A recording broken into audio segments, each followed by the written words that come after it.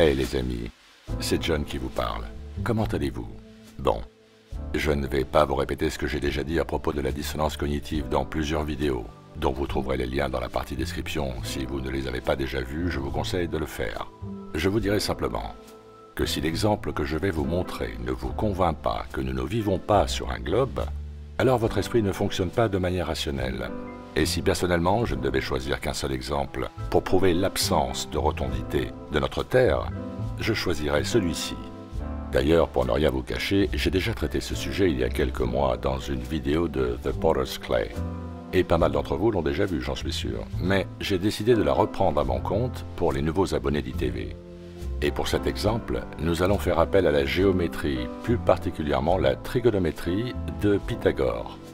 Car le modèle héliocentrique est bien basé sur la trigonométrie, n'est-ce pas?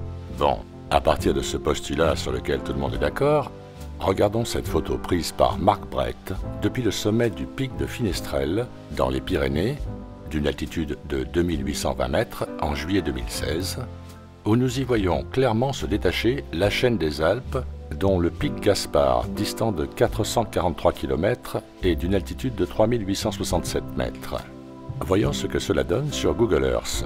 Petite précision, vous constaterez une différence de quelques kilomètres quant à la distance affichée sur Google Earth qui est de 436 km au lieu de 443. J'ai donc coupé la poire en deux pour le calcul de la courbe supposée et pris comme distance de référence 440 km. Donc nous voici sur le calculateur de courbure terrestre. Nous rentrons donc la hauteur du point de vue d'où a été prise la photo, en l'occurrence le sommet du pic de Finestrelle dans les Pyrénées, c'est-à-dire 2820 mètres. Ainsi que la distance du pic Gaspard dans la chaîne des Alpes que j'ai arrondi à 440 km. Donc en fonction de ces paramètres, nous obtenons une distance d'horizon visible de 189 km et une chute de courbe de 4920 mètres. Ce qui est représenté en H1 sur le graphique, H0 étant le point d'observation. De ce résultat, il nous faut soustraire la hauteur du pic Gaspard, qui est comme je l'ai dit de 3867 mètres, et nous obtenons 1053 mètres restants de dénivelé de chute de courbe.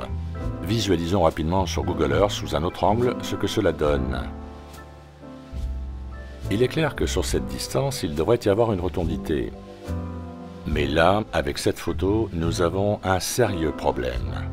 Parce que la trigonométrie de Pythagore nous donne un différentiel pour cette distance entre le sommet du pic de Finestrelle et le sommet du pic Gaspard de 1053 mètres pour une chute totale de courbe de 4920 mètres.